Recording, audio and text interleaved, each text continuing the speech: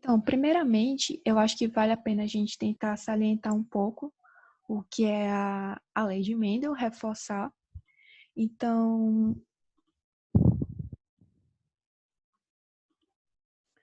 assim, vamos começar.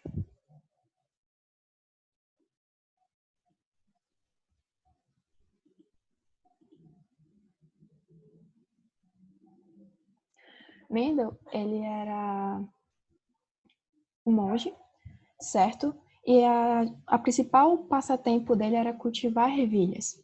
E a cada passo que ao tempo que foi passando, ele foi percebendo determinados padrões quando viu uma produção de ervilhas.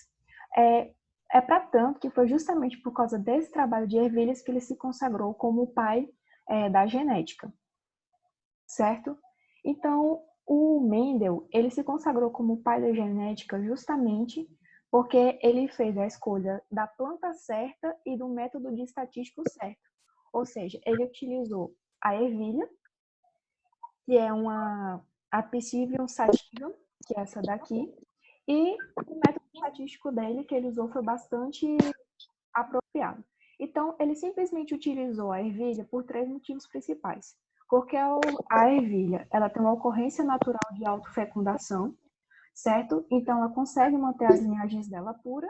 Ela também é uma planta de facilidade de cultivo, ela tem gerações curtas e muitos descendentes de geração, permitindo que ele venha ter uma análise mais apropriada, ele tem a maior quantidade de ervilhas para analisar e de uma forma mais rápida, e as ervilhas, elas tinham caracteres bem definidos, ou seja, ou uma era verde, ou uma era amarela, ou ela tinha a flor branca, ou a flor rosa, a vagem comprida, ou a vagem curta. Bom, para Mendel, ele fez o seu experimento, ele fez o seguinte experimento até ele chegar à conclusão da primeira lei de Mendel, certo?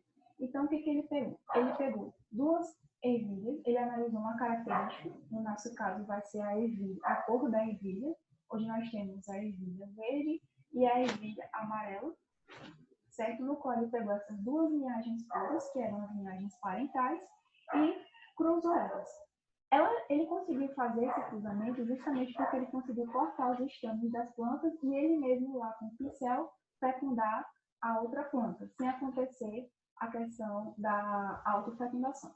Quando ele fez o cruzamento entre uma planta que tinha a ervilha verde e uma planta que tinha a ervilha laranja, ele observou a seguinte proporção.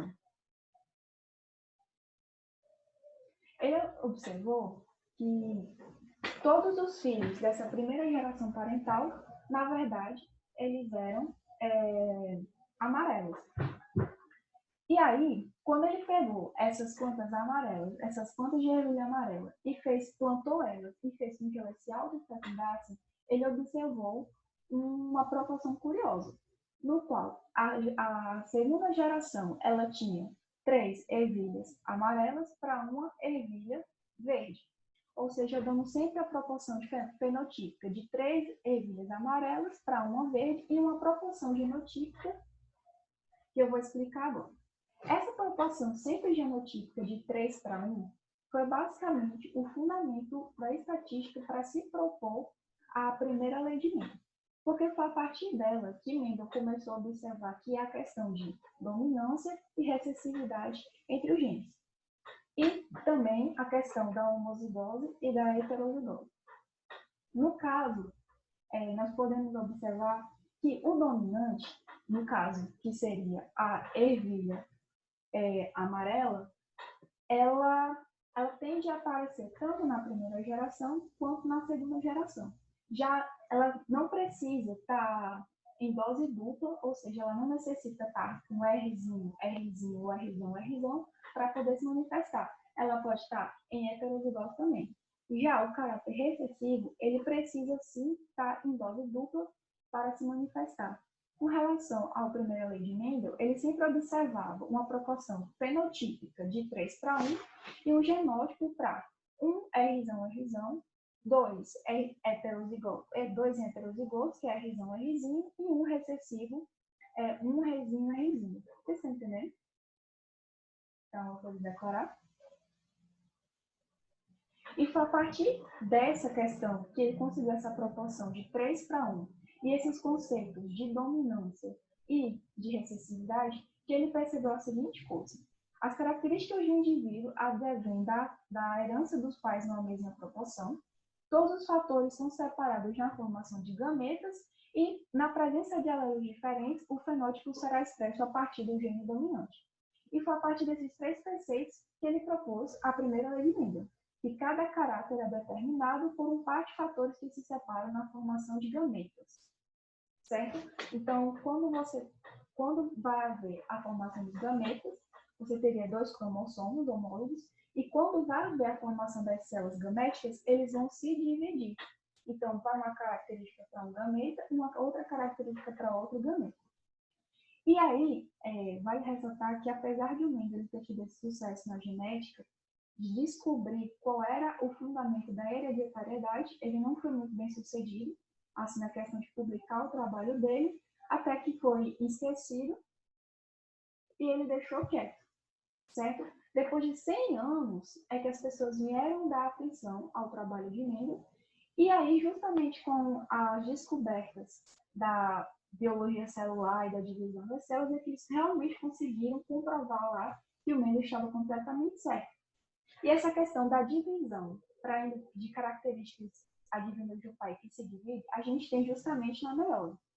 Não sei se vocês lembram, a meiose é uma etapa de divisão celular, que ela está relacionada à formação dos gametas, onde a gente tem a primeira fase da meiose, que é conhecida como meiose reducional, certo? Onde você tem a separação dos cromossomos homólogos duplicados, e aí a gente vai ter a segunda fase, que é a meiose 2, que é quando você vai ter a separação da cromática dos irmãos e vai realmente ter cada alelo separado para a formação dos gametas, tal como propõe o Mendel.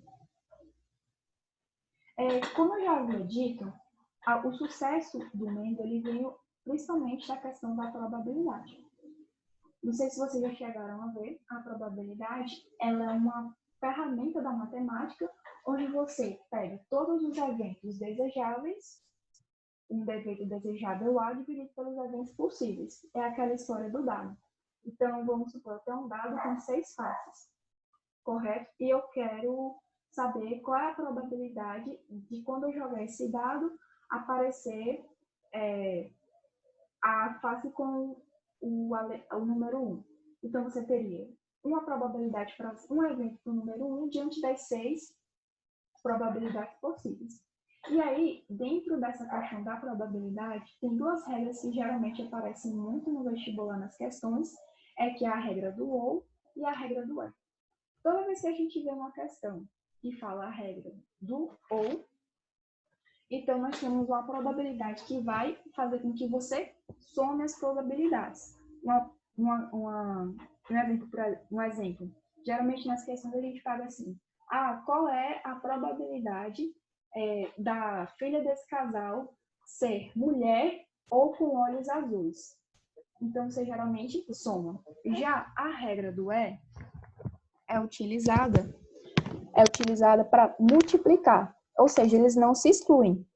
Você pode ter uma condição ou você pode ter outra. Ou seja, qual é a probabilidade da minha filha ser albina e mulher? Aí você multiplica. No caso, uma outra ferramenta além da probabilidade é o quadro de Punnett. É esse daqui. Nesse caso, o quadro de Punnett, é uma ferramenta que eu acho até mais fácil do que fazer na própria probabilidade, onde você separa os alelos e você faz os cruzamentos. Bom, dando essa rápida introdução, a gente vai começar a resolver os exercícios. Alguém tem alguma dúvida? Deixa eu aqui olhar no bate-papo, no chat.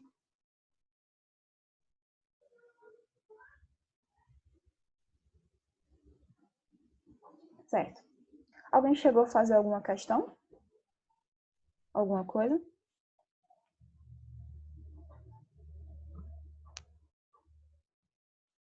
Tá, então eu vou começar a fazer a resolução dos exercícios. Eu vou pegar aqui o meu celular para ver. Só um instante. Tá, vamos lá.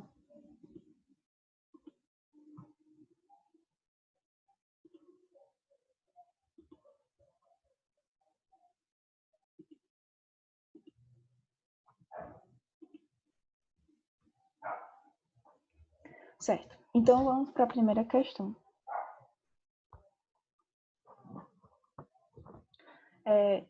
Tá todo mundo me escutando?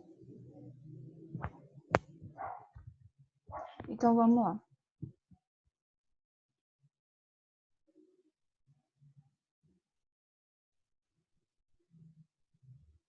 Sim ou não?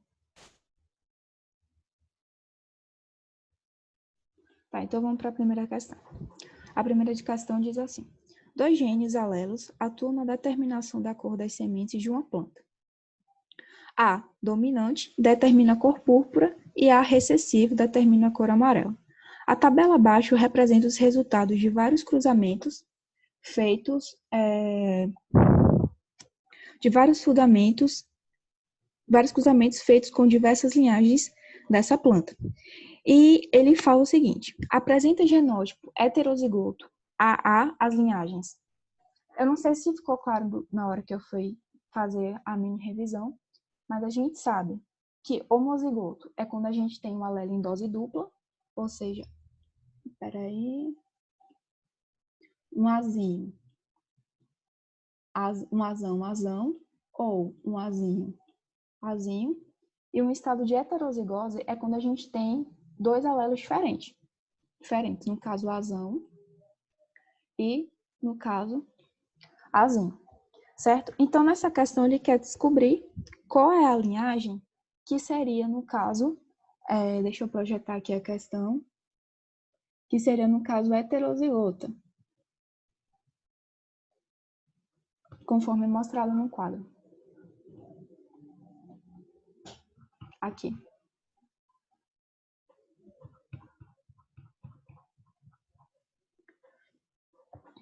Certo? Então, a gente vai fazendo a primeira opção, certo? Por quê? O que vocês acham? Por que o número 1 ele não seria heterozigoto? A opção do azão-azinho. Justamente porque o A na questão ele não é dominante e o azinho não é recessivo. Então, o fato de ter dado 100% das plantas púrpuras indicam que provavelmente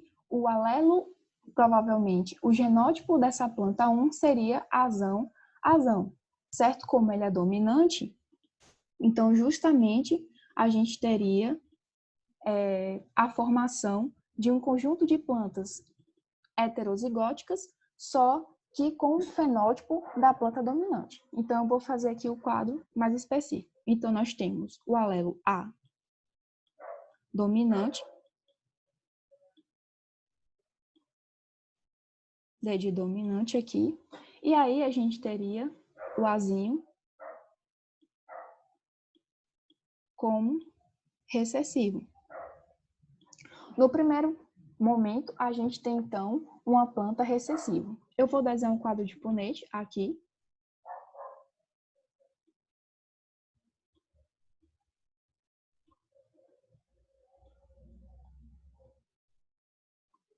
Pronto, aqui e aqui.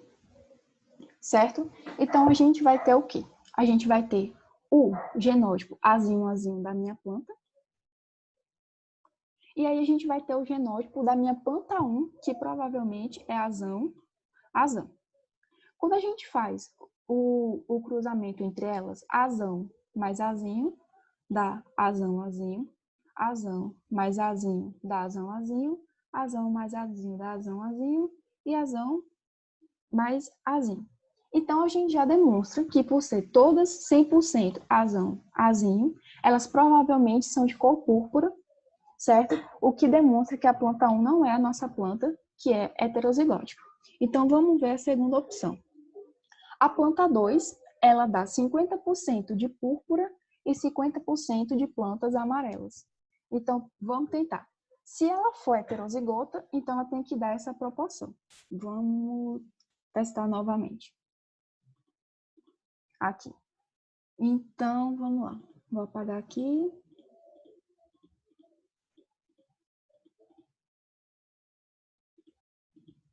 Azão. Azinho. Então, vamos lá. Azão mais azinho, dá azão, azinho. Azinho mais azinho, azinho, azinho. Azão mais azinho, azão, azinho. E azinho, azinho, certo? Então, pelo que a gente está vendo aqui, a gente vai ter uma proporção de 50% de plantas azão, azinho. E a gente vai ter, ou seja, plantas púrpuras, e a gente vai ter 50% de plantas azinho, azinho. Se eu não me engano, é a cor...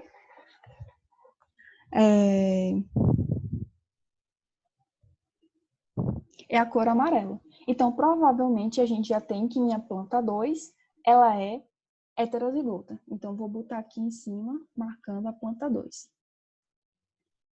Vamos ver a planta 3. No caso, o meu cruzamento da minha planta 3 com azinho, azinho, ela dá 100% amarelo. Eu havia dito que o azinho, azinho, ele era o genótipo recessivo. Então, ele precisa sempre estar em dose dupla para se manifestar. Se ele cruzou com azinho, azinho, e todas da geração foram azinho, azinho, então é provável que essa planta 3, ela também seja um azinho, azinho, uma homozigota recessiva, o que indicando que não seria a planta heterozigótica. Então, a quarta planta, ela é, vamos ver, ela dá 75% de plantas púrpuras e 25% plantas amarelas. E é bem parecido com a proporção genotípica de menos de 3:1. Então, vamos fazer aqui o quadro de Punnett para ver se realmente a nossa quarta planta também é uma heterozigota.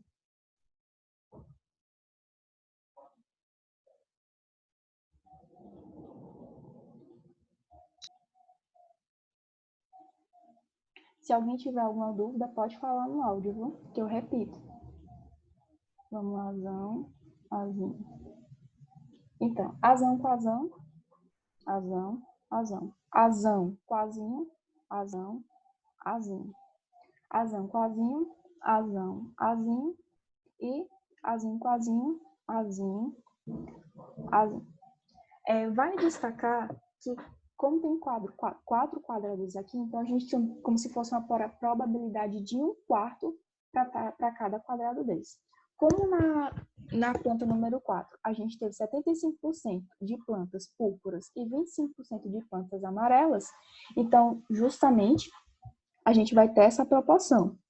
Tem uma dominante, aqui homozigota, para a planta púrpura, e 2 heterozigotas para a planta púrpura. Então, a gente já tem aqui 75% de azão, azinho, ou seja, a planta púrpura, e 1/4 de chances de ser uma planta amarela, que representa, então, 1/4 de azinho, azinho, que é igual a 25%.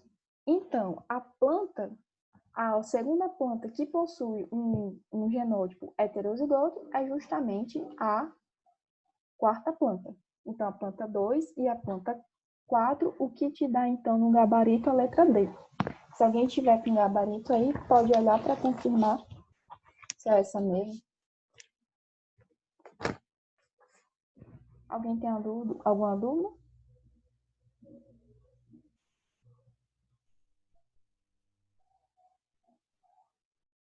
Peraí.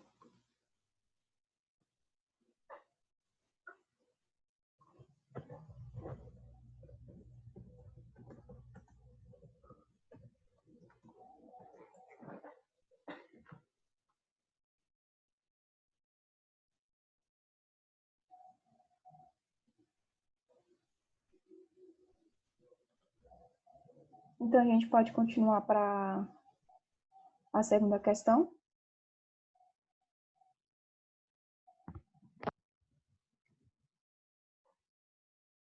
Certo.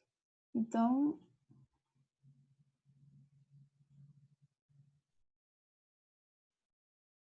Certo, então vamos lá. Deixa eu apagar. O quadro eu vou permanecer porque ela está sendo uma ferramenta bem útil para quando a gente for fazer os cálculos de probabilidade.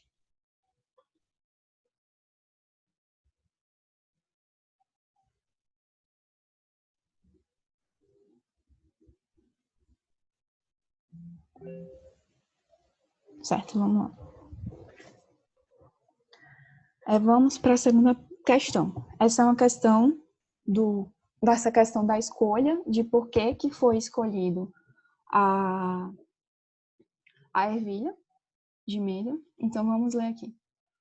O fato de Mendel ter optado pelo uso da ervilha Pisum sativum para o seu estudo genético se deve ao aspecto favorável a seguir citados, com exceção de...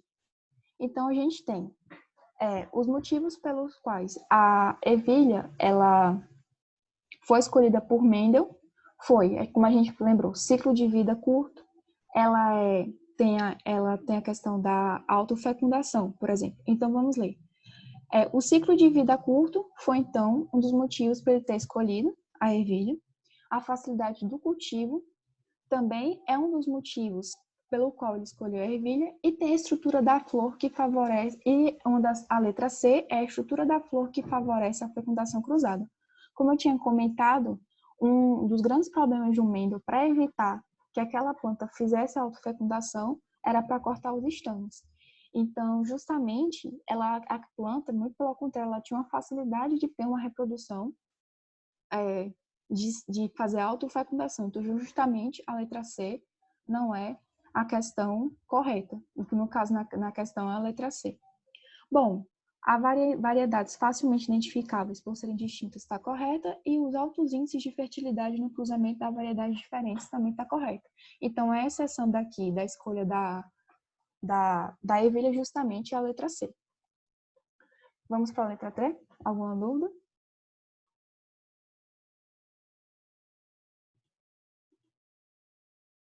Pode falar que eu fico olhando no chat. Tá, então vamos lá. Um estudante, ao iniciar o curso de genética, anotou o seguinte: cada caráter hereditário é determinado por um par de fatores e com estes se separam na formação dos gametas. Cada gameta desculpa, deixa eu repetir. Um estudante, ao iniciar o curso de genética, anotou o seguinte: cada caráter hereditário é determinado por um par de fatores e com estes se separam na formação dos gametas. Cada gameta recebe apenas um fator do par. A segunda coisa que ele anotou: cada par de alelos presentes nas células diploides separam-se na meiose, de modo que cada célula haploide só recebe um alelo do par. E a terceira antes da divisão celular se iniciar, cada molécula de DNA se duplica e na mitose as duas moléculas resultantes se separam, indo para as células diferentes. Então, a questão fala, a primeira lei de Mendel está expressa somente em... Bom, vamos analisar a primeira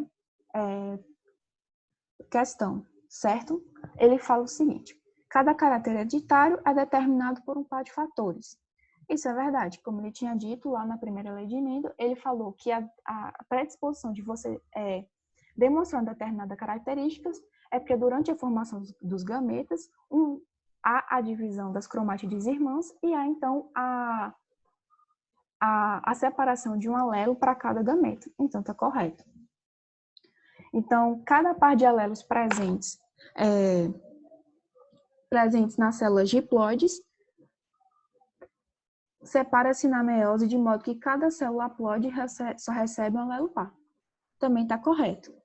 E a terceira questão é dita como, antes da divisão celular se iniciar, cada molécula de DNA se duplica e na mitose as duas moléculas resultantes se separam, indo para células diferentes.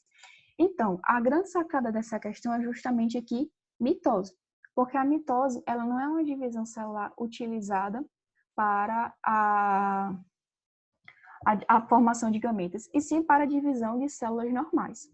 Certo? Então, no caso, as somente corretas seriam a 1 e a 2, e no caso seria a letra C, a número 3.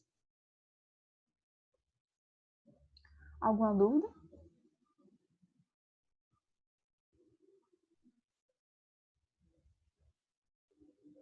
Não?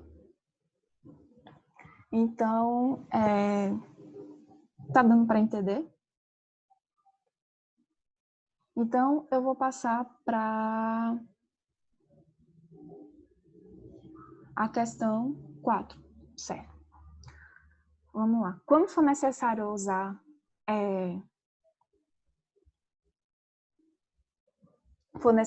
o quadro, eu uso direitinho e, por enquanto, quando for essas questões mais teóricas, a gente vai resolvendo por aqui. Vocês querem ficar até que horas? Tá, vamos lá. A proporção 3 fenótipos amarelos para um fenótipo verde, 3:1, obtidas nas autofecundações de ervilhas híbridas, realizada por Gregor Mendel no século IV, demonstrou a base matemática para a descoberta do núcleo celular?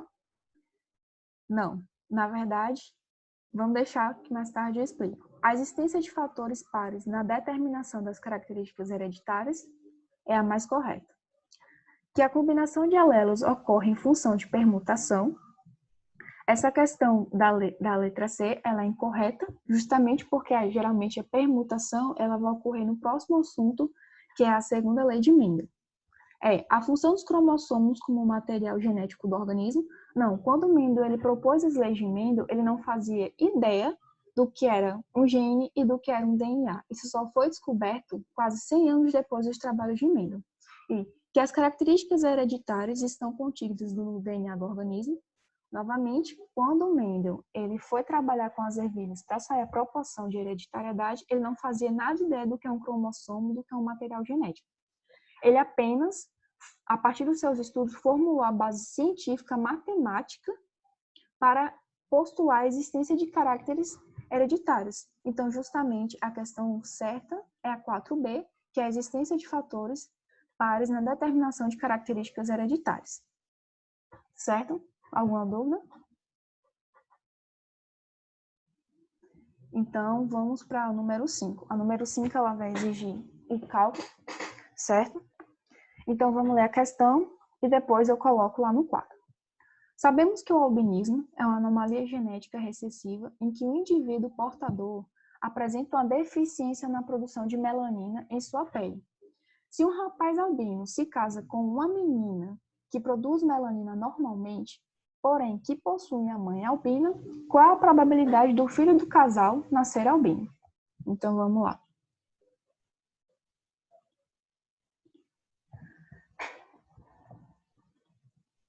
Então, é o seguinte. A questão, ele falou que tinha um rapaz albino. O albinismo, ela é um problema genético que ela é caracterizado por um gene autossômico recessivo. Ou seja, o provável rapaz, ele seria digamos que a gente vai usar o genótipo para o albinismo, azinho, azinho. Vou botar aqui o rapaz. Ele era albino, certo? E provavelmente tinha um gene recessivo, azinho, azinho. Já ele falou que ele se casou, ele é casado com uma menina que produz melanina normalmente, mas que tem na família um histórico de albinismo. Então, a gente já pode inferir que essa menina, ela não pode ter o albinismo, mas ela pode ter o alelo que seja responsável pelo albinismo. Então, vamos colocar aqui que a menina, ela é heterozigota, certo? Ela é normal, mas ela possui o alelo determinante para o albinismo, azinho, azinho. E eles se casam e eles querem saber qual é a probabilidade do filho deles ser albino. Então, a gente pode fazer essa questão tanto pela probabilidade, fazendo um quarto e calculando, como também a gente pode utilizar o quadro de Punnett. Então, a gente vamos preencher aqui o quadro. Então, no caso, o moço, o marido, o rapaz albino, ele tem os dois azinhos azinhos. Então, a gente faz a separação aqui. Azinho, azinho. E a menina, ela é heterozigota, azão, azinho. Então, vamos fazer o cálculo. No caso, eu não sei se eu falei para vocês, mas cada alelo desse, ele funciona como se ele tivesse um meio de chance. Um meio aqui, um meio aqui, um meio aqui e um meio aqui. Então, no caso, quando eu faço azão mais azinho, eu tenho, portanto, um fenótipo heterozigoto, com 1/4 de chances, porque eu faço a multiplicação de 1/2 vezes 1/2. Quando eu faço azão com azinho, eu tenho novamente, então, um filho heterozigoto. Mas quando eu faço azão com azinho, eu tenho, então, o fenótipo azão-azinho com 1/4 e azão-azinho com 1/4. Então, como a gente pode ver, esse casal ele tem praticamente 50% de chances de ter uma filha heterozigota, visto que você pode ver que tem a predominância de 2 alelos azinho-azinho. Então, a gente pode dizer que a probabilidade desse casal ser azinho-azinho é de 1/2, certo? Ou, como está dito na questão, de 50%. É uma coisa que geralmente cai muito em vestibular, é que quando tem essa questão de albinismo, eles geralmente também pedem o seguinte: qual é a probabilidade da minha filha ser albina, de eu ter um filho que seja albino e que seja uma menina? Então, ele está te impondo uma condição. E aí já entra aquela questão que eu falei, que é a regra do i e do ou. Se ele está dizendo que ele quer uma menina e que ela seja albina, então o que a gente pode fazer? A gente pode também calcular a probabilidade dele. Então, seria nessa situação, seria 1/2 proveniente do albinismo. E a gente sabe que quando a gente vai ter um filho, ele tem 50% de ser uma menina ou 50% de ser um menino. Então, no caso, vai ser 50-50, ou seja, 1/2. Então, a gente multiplica, porque é o que dá, então, uma probabilidade de 1/4 de ser uma menina, caso fosse pedido na questão. Mas a questão só pediu somente para saber a probabilidade de ter um filho albino, uma criança albina, certo? Mas já dando esse toque para vocês entenderem. Então, seria justamente a questão... seria a letra C, certo? Alguém está com alguma dúvida em alguma coisa? Qualquer coisa vocês podem falar. Então, vamos para a 5ª questão.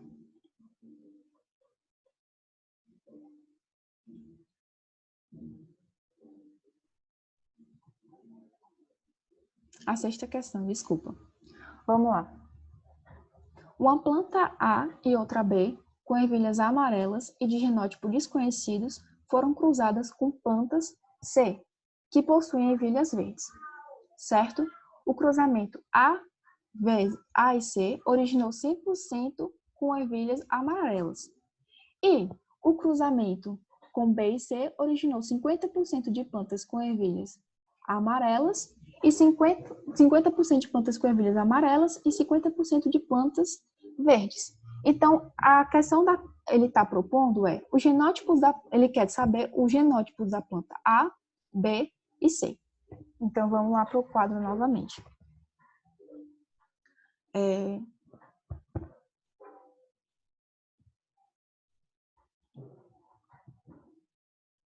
Deixa eu apagar aqui.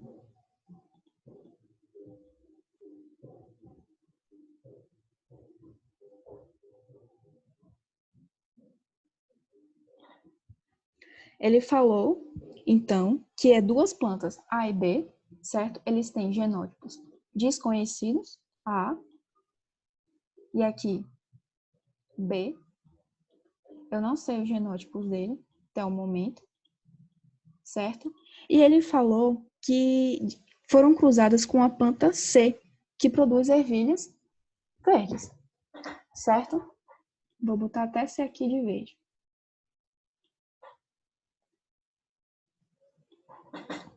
E ele falou que houve um cruzamento de A com C e B com C. E ele quer saber justamente qual é o genótipo de A e B por meio desse cruzamento. Então, ele falou que quando houve o cruzamento de A e C, ele teve justamente 100% das suas ervilhas de cor amarela. Aqui, 100% amarelas. Certo? Então, isso faz o quê? Isso lembra bastante a primeira geração parental de milho, indicando que, provavelmente, essa planta A, ela tem um genótipo homozigoto dominante. Se a gente fosse colocar nomes de genótipos, então a gente poderia dizer que o A, ele seria um genótipo, como está dizendo aqui na questão, vezão, por ele ser dominante. Aqui. Vezão. E nisso, justamente por esse vezão, ele ter feito um cruzamento com essa planta C, que provavelmente é vezinho, já dá um indicativo, portanto, que o A é vezão e o C é vezinho. Só que aí ele quer saber também qual é o genótipo da planta B. Então, justamente, a gente vai ver qual foi a proporção que foi dada. Ele falou que foi dada uma proporção de 50% de plantas de ervilha amarela e 50% de plantas de ervilhas verdes. Então, provavelmente, o que a gente teve nesse quadro?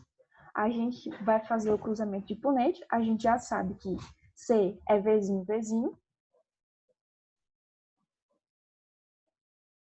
Deixa eu apagar aqui.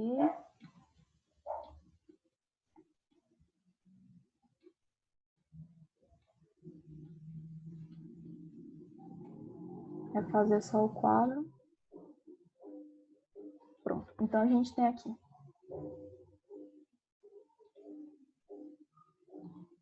Czinho e Czinho. Então, a gente tem que pensar um pouquinho. Não pode ser azão, como a planta A. Porque se fosse azão, ou no caso, desculpa, vezão. Peraí, isso aqui é... Desculpa, gente, deixa eu só corrigir aqui. No caso, a planta C, ela tem o genótipo vezinho, certo? Então, vamos pensar. Não pode ser vezão, porque senão todas as descendências dela seriam de 100%. E ela também não pode ser vezinho, assim como o genótipo C, porque senão todas as plantas seriam 100%, eu acho que da cor...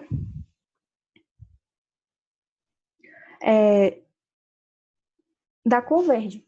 Então, é mais provável que venha a ser o genótipo da planta B, ele seja um heterozigoto. Então, ele seja, portanto, um vezinho, um heterozigoto.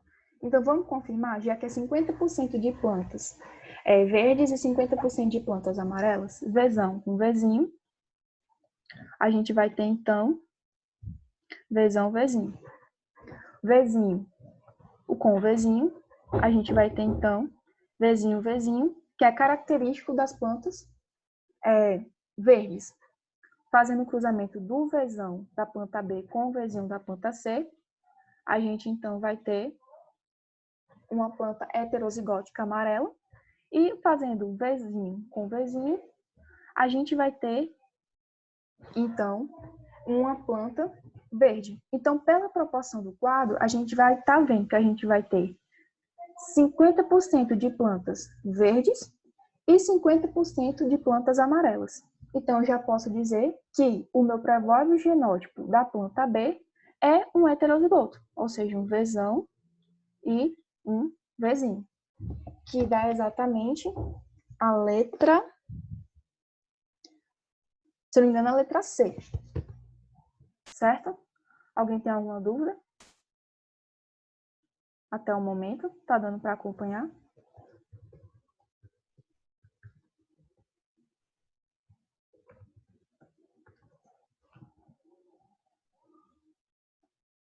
Então, vamos para a próxima.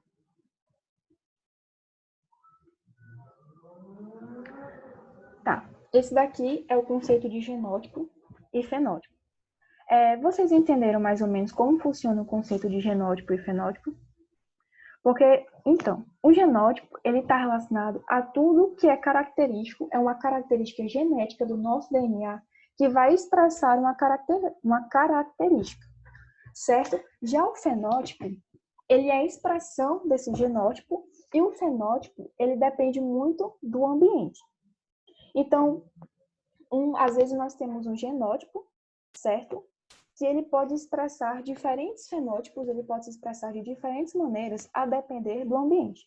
Um dos exemplos bem clássicos que é usado para se entender genética, a questão da interação entre genótipo e fenótipo, é o exemplo de um coelho ou do gato siamês. O que acontece? O gato siamês, ele tem as extremidades do corpo bastante escuras, justamente porque essas partes do corpo, elas são mais frias. Então, para você entender isso, para você entender um pouco de fenótipo, o que eles propuseram? Eles pegaram esse gato, eles rasparam um pedaço das costas desse gato e colocaram um saco de gelo constantemente.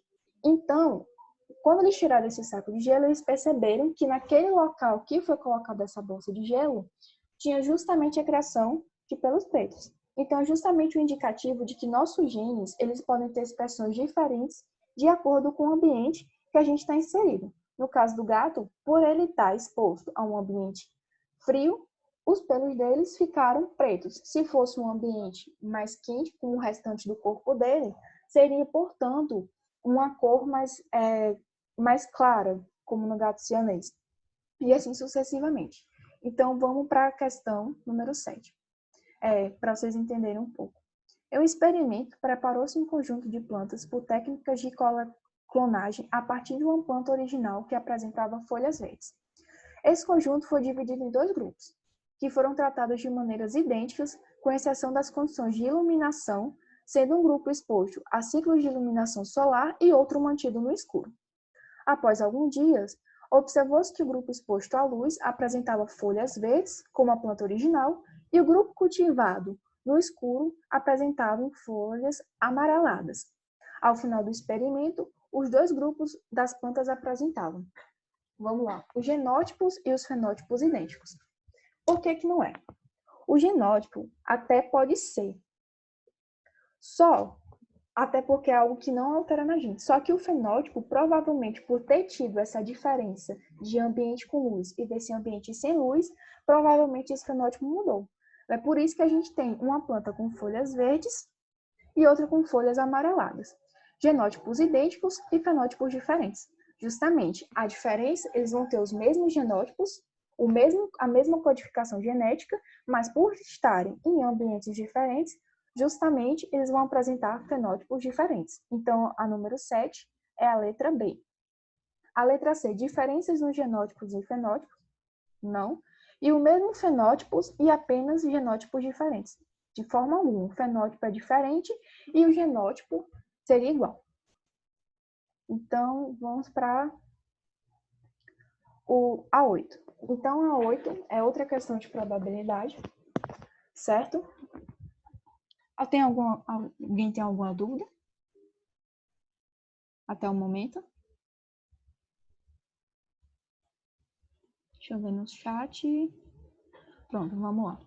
Essa também é uma questão que a gente vai necessitar do quadro para fazer.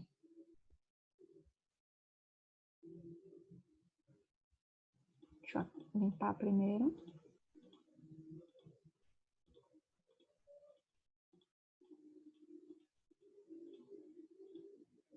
Então, vamos lá.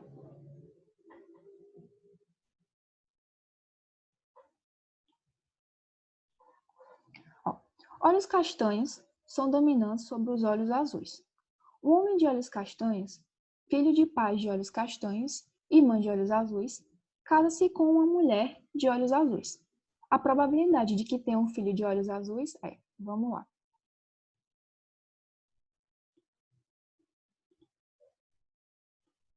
A gente tem um rapaz, certo? Que ele tem olhos castanhos, o pai tem olhos castanhos, mas a mãe tem olhos claros.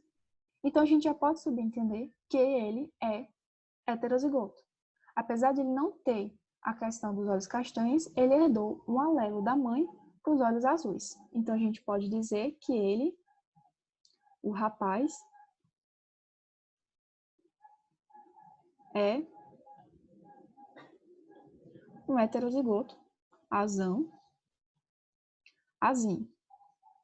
E ele se casou com uma moça de olhos azuis, certo?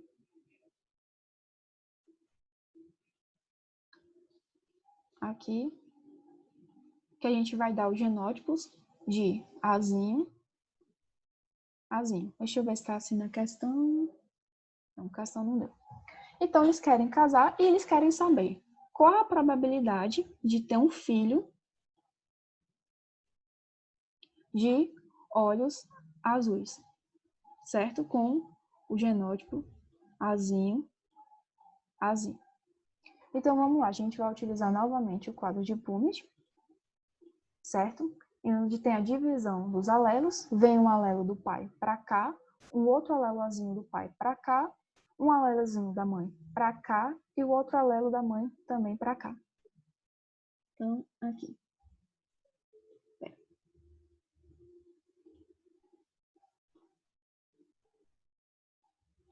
Certo. Azinho e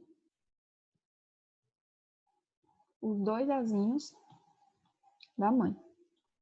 Então, vamos lá. Azão com azinho, a gente tem, então, um heterozigoto azinho. Então, como os olhos castanhos é uma característica dominante, ela vai se expressar mesmo em heterozigose. Então, justamente aqui, a criança desse casal, tem aqui, nós já podemos ver que aqui já tem uma chance de ser olhos castanhos. Azinho, o azão do pai com o azinho da mãe dá um azinho, e azinho com azinho dá azinho. Então, justamente, pelo que a gente observa aqui no quadro de Punnett, a gente tem, então, uma probabilidade de que metade, ele tem uma probabilidade de 50% de que esse filho venha a ter, portanto, olhos claros, certo? Aqui a probabilidade é de 50%, ou, como diz nas questões, 1/2, que é justamente, então, a letra B, certo? Deixa eu ver aqui o gabarito para confirmar. Certo. Agora vamos para a questão número 9. Alguém teve alguma dúvida nessa questão? Entenderam direitinho? Porque senão eu posso explicar de novo.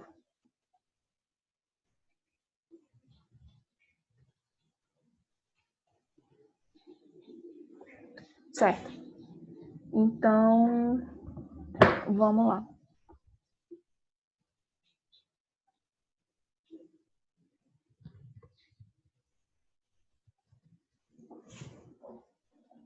Vamos para a questão aqui. Questão 9. Certo?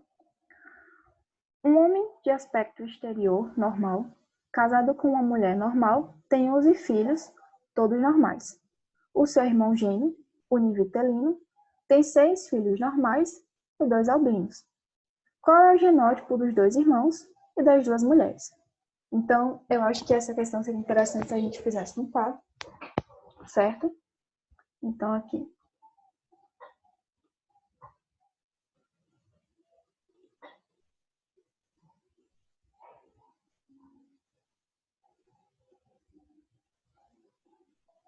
Bom, são dois irmãos. Eu vou colocar aqui irmão 1 e irmão 2.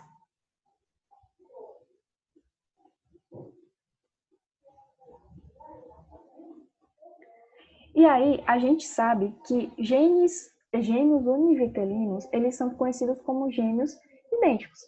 Então, provavelmente, eles têm o mesmo genótipo, certo? No dado da questão, como ele falou, ele disse que um dos irmãos, ele foi casado com uma mulher normal e teve todos 11 filhos normais, e o irmão gêmeo univitelino tem 6 filhos normais e 2 albinos. Então, ele quer saber o genótipo. Então, vamos lá.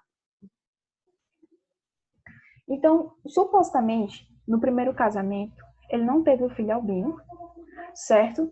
Mas o segundo filho dele teve 2 filhos albinos, o que provavelmente indica, como o albinismo é uma característica recessiva, provavelmente um dos outros genes ele veio justamente do segundo irmão dele, que também, apesar de não apresentar um albinismo, ele tinha característica, o alelo voltado para o albinismo. Então, eu vou supor aqui que os meus irmãos, eles são azinho, certo? Esse se casou com uma mulher normal e não teve nenhum filho que apresentasse albinismo. Se ela tivesse um gene, se ela fosse também heterozigótica, quando a gente fosse fazer o cruzamento do quadro de Punnett, a gente ia ver que ia ter uma probabilidade de 1/4 de um filho dela ser albino, mas não foi o que aconteceu. Então a gente entende pela questão que essa esposa dele, ela é heterozigota dominante. Uma homozigota, certo? Então a gente já tem o fenótipo do irmão azão-azinho e o fenótipo da mulher dele é azão-azão. Já nesse quesito, a gente viu que a esposa do irmão dele teve, se eu não me engano, 6 filhos normais e 2 albinos. Então, o que a gente pode prever? Que ou ela é albino, se é o que está dizendo aqui na questão, ou ela é heterozigota. Então, eu vou anotar aqui, ele teve 6 filhos normais e 2 albinos. Então, a gente vai por suposição. Se ela fosse albino, então a gente vai ter que calcular a probabilidade. A gente teria aqui uns 50% de filhos albinos e 50% de filhos normais, o que não é verdade. Na verdade, foi dado 6 filhos normais e 2 albinos. Então, a gente teria, por exemplo, 4 filhos normais e 4 albinos. Então, a gente vai ver com a probabilidade da mulher dele ser heterozigótica.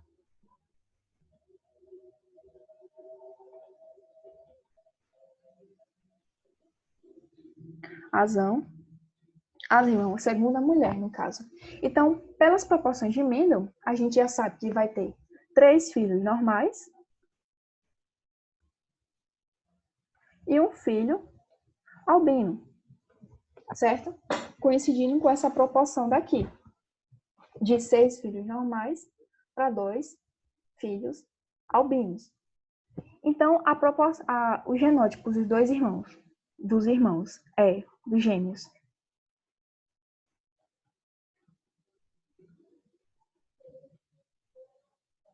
é azão, azinho, certo? A da primeira esposa é azão, e da segunda esposa, provavelmente, é azão, azinho. Então, vamos ver como é que está na questão. O irmão é azão, azinho. A mulher é azão, e a segunda mulher ou é azão ou é azinho. Certo? Então, deixa eu ver. o gabarito indica justamente, eu acho que a letra A. Deixa eu ver aqui. Justamente a letra A, como a gente propôs. Porque você tem o irmão azão, azão, o irmão azão, azinho, a mulher azão, azão, e a segunda mulher do segundo irmão gêmeo, azão, azinho. Alguma dúvida?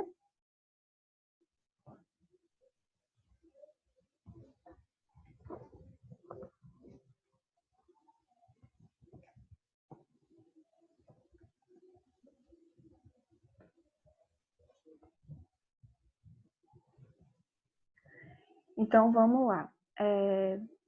Vamos para, se eu não me engano, a 10ª questão.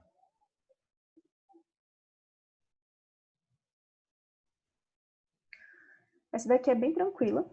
Um grupo de coelhos do mesmo genótipo foi mantido junto em uma gaiola e produziu 27 animais de coloração escura para 9 animais de coloração clara.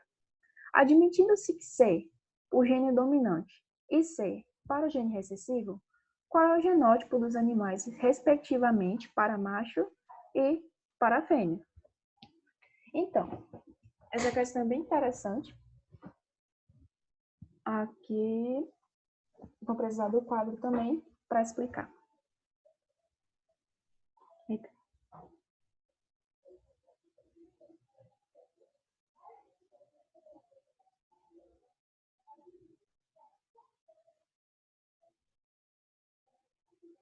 Então, é dito que a gente tem 2 genótipos.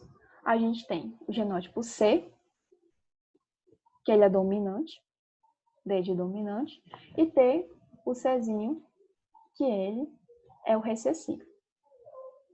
Como foi dito na questão,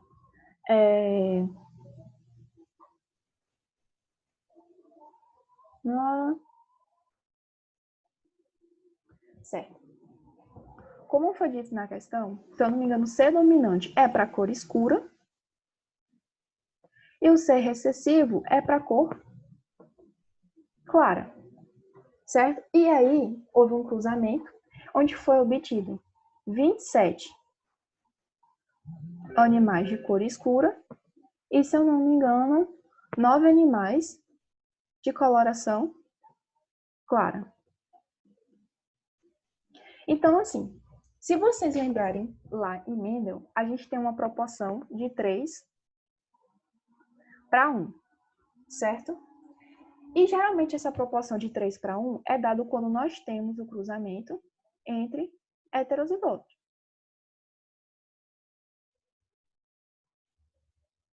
Se a gente observar, aqui também nós temos, nessa questão aqui de 27 nascimentos de escuro para claro, nós também temos uma proporção de 3 para 1. Quando nós dividimos 27 por 9, a gente tem 3. E quando a gente divide 9 por 9, a gente tem 1. Então, justamente, esse cruzamento aqui, ele corresponde ao cruzamento daquela geração de azão, azinho, cruzado com azão, azinho, de Mendel. Então, justamente, o casal que deu origem a esses filhos foi Czão, Czinho, com Czão, Czinho. Então, justamente, é a letra E. Alguém está com alguma dúvida nessa questão?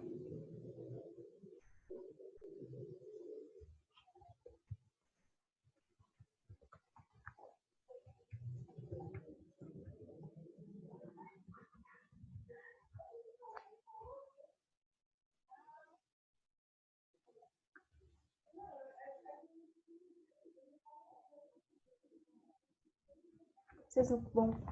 Tá, vamos então para a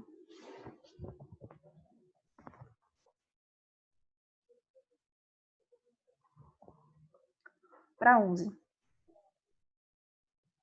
certo?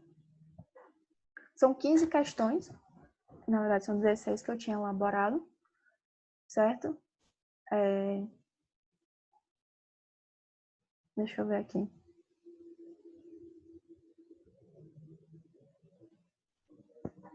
chat.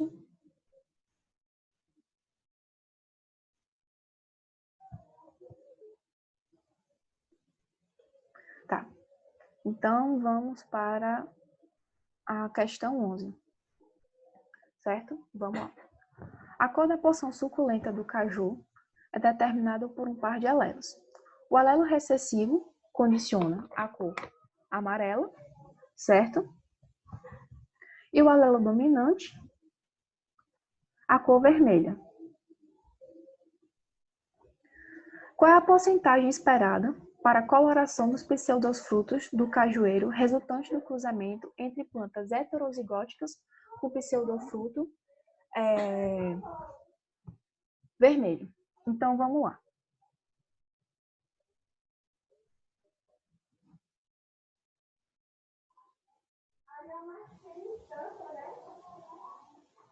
Deixa eu apagar aqui.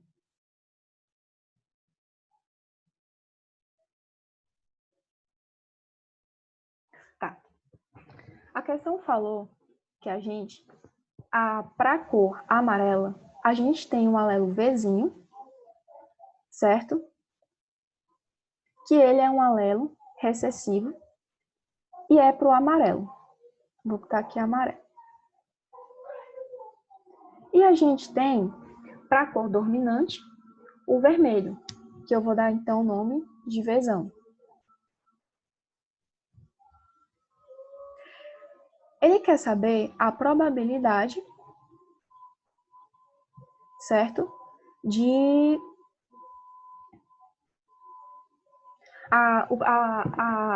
as cores dos cajueiros que vão nascer provenientes desse cruzamento entre dois cajueiros heterozigóticos dominantes para a cor vermelha. Então, se ele é um heterozigótico, então a gente vai ter um cruzamento de Vzão, Vzinho, e Vzão, Vzinho. Certo? Bem típico de problema de membro. Então, a gente vai aqui no quadro de Punnett.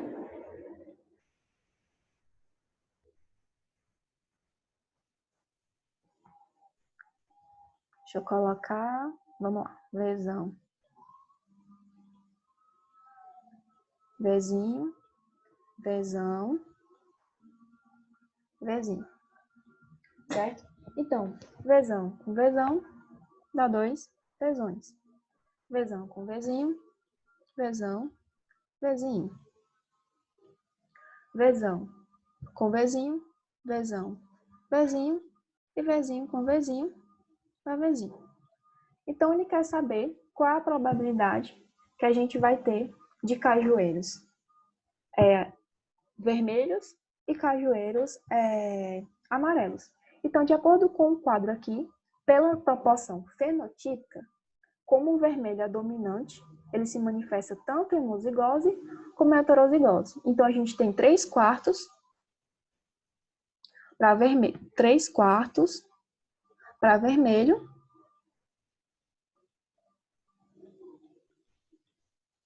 e 1/4 para amarelo.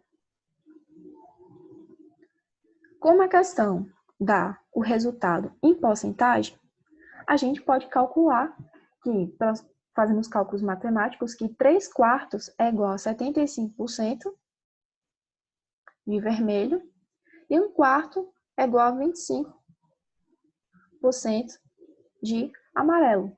Então, é justamente a questão da letra C, a 11C. Certo? Alguma dúvida?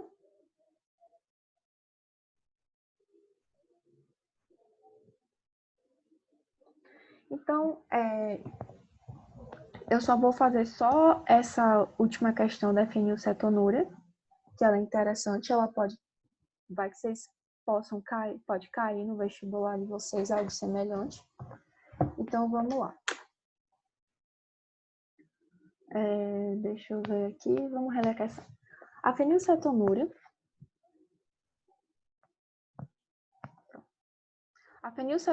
é uma doença hereditária humana resultante da inabilidade do organismo de processar o aminoácido fenilalanina, que está presente nas proteínas da dieta humana e é causada por um alelo recessivo por herança mendeliana simples. Um casal decide ter um filho, mas consulta um geneticista porque o homem tem uma irmã com fenilcetonúria e a mulher tem um irmão com essa mesma doença. Não há outros conhecidos na família. A probabilidade da sua primeira criança ter fenilcetonúria é de, vamos lá,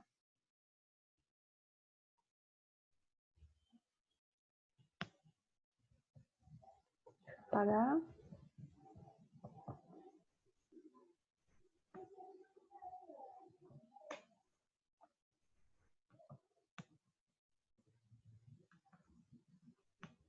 Então, vamos lá. O homem, ele não tem traço de fenilcetonúria, então digamos que ele é normal, e a mulher dele também não tem traços de fenilcetonúria. Mas para ter uma probabilidade do filho deles ter um problema da fenilcetonúria, que é um problema recessivo, eles teriam que ser heterozigóticos. Então, vamos lá. A gente tem que saber, nesse tipo de questão, a probabilidade da mãe ser heterozigótica, a probabilidade do pai ser heterozigótico, para então a gente saber a probabilidade da criança vir ter fenilcetonúria. Então, o primeiro passo é calcular a probabilidade desse rapaz ter fenilcetonúria, certo?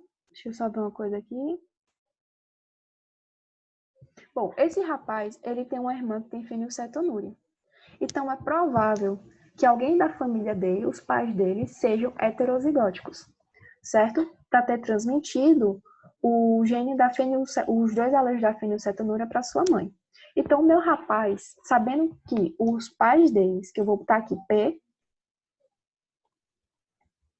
eram heterozigóticos, a gente tem que calcular qual é a probabilidade dele também ser um heterozigótico. Então, vamos aqui.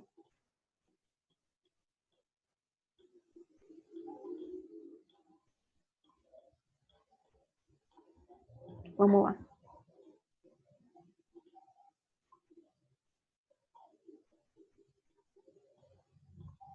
Azão, azinho. Então, vamos lá. Azão com azão, azão, azão. Azão, azinho, azão, azinho e azinho, azinho. A gente tem que tomar cuidado nessa questão, porque justamente a gente pegaria o quê? Todos os 4 quadrados, ou seja, um evento de 4, certo? Só que o que acontece? A gente tem que excluir essa parte aqui do azinho, porque justamente é a tendência dele ter fenilcetonúria, e ele não tem. Ele tem um fenótipo normal. Então, ele só tem 3 chances de ser heterozigótico. Então, a gente tem aqui o fenótipo normal, que é 3, a amostragem, e a probabilidade dele ser heterozigótico é somente 2, que é essa do azinho e essa aqui do azinho, que é 2/3. Então, esse rapaz, ele também tem a probabilidade de ser de 2/3 de ser heterozigoto. Com a moça, que ele também tem um irmão com fenilcetonúria, também corresponde ao mesmo esquema. Provavelmente, os pais dela eram heterozigótica, e a probabilidade de ela também ser heterozigótica, a moça, a esposa dele, é também de 2/3. Sabendo, então, que eles são heterozigóticos, para ver, a gente tem que fazer o cruzamento para saber, no quadro de Punnett, para saber se eles podem ter qual é a probabilidade deles possuírem um filho com fenilcetonúria. Então, vamos de novo no quadro. O azão, azinho do pai, aqui, vou botar aqui destacando, e o azão, azinho da mãe.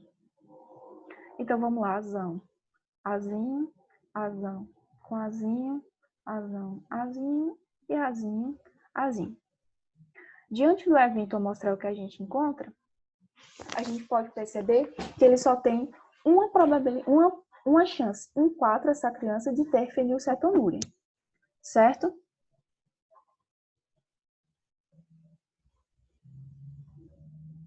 Mas aí você pensa, já que tudo é suposição, a gente tem que calcular a probabilidade dessa criança vir ter fenilcetonúria se esse pai e se essa mãe fossem heterozigóticos. Então, a gente vai para a segunda parte da questão. Como são condições que não se excluem, certo? Você pode perceber que eu falei, o pai pode ser, e a mãe é, e a criança é, então a gente vai utilizar a multiplicação. Então, vai ser 2/3 do pai, da probabilidade do pai ser heterozigótico, mais 2/3 da probabilidade da mãe ser heterozigótica, vezes 1/4 da probabilidade dessa criança, desse casal, vir a ter fenilcetonúria. Então, quando a gente realiza os cálculos matemáticos aqui, a gente consta que, então, a probabilidade desse casal vier ter uma criança com fenilcetonúria é de 1/9, que corresponde à letra C. Então, gente, eu vou parar por hoje. Acho que já excedeu de 1h30. Acho que já deve estar cansado. Alguém tem alguma dúvida sobre essa questão?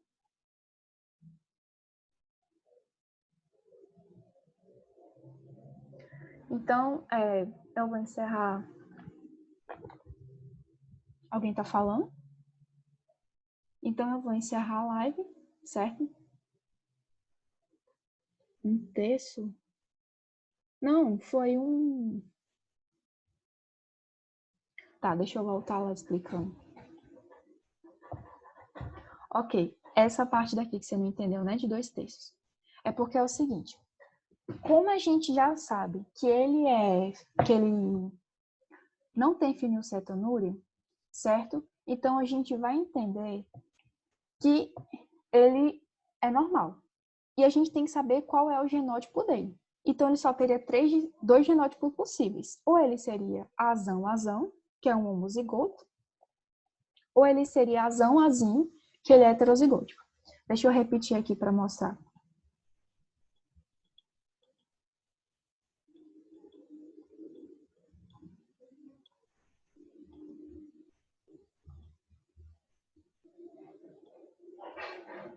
Pronto, peraí. Aqui, melhorou. Então, o que acontece? Como a irmã desse rapaz, ele é normal, mas a irmã desse rapaz teve fenilcetonúria, certo? Então, a gente já passa a perceber que os pais deles, apesar de também ser normal, eles têm aqui o alelozinho para fenilcetonúria. Quando a gente vai utilizar esses alelos para fazer o quadro de Punnett, certo? A gente tem azão, azinho, azinho e azinho. O que acontece? Ele é normal. A gente não tem 1, 2, 3, 4. Então, a gente tem no total de 4 eventos possíveis. Eu vou colocar aqui. Só que o que acontece? Como ele é normal, então a gente não considera o evento dele ser fenilcetonúrico, o que diminui a minha margem amostral para somente 3 eventos. Esse, o de ele ser um dominante, um homozigoto ou dele ser um heterozigoto. Então, a minha margem amostral, ela não é mais 3, ela é somente 3, porque eu só tenho dessas 3 possibilidades, 2. Deixa eu anotar aqui. 3. Então, a gente está trabalhando com a hipótese dele ser heterozigótico, certo? Então, eu só tenho 2 chances, eu só tenho 2 eventos, aqui e aqui. 2/3 de ser azinho. E a probabilidade de apenas 1/3 de ser azinho. Deu para entender o porquê?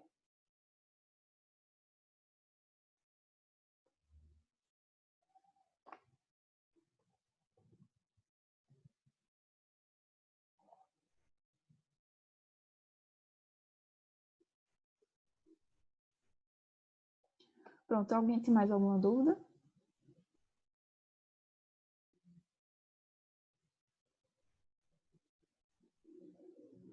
Então, eu vou encerrando aqui. Muito obrigada pela presença de vocês. Desculpa aí qualquer coisa. E eu vou enviar uma lista com a resolução desses exercícios para melhorar para vocês a compreensão. Então, muito obrigada, certo? Uma boa noite, bons estudos.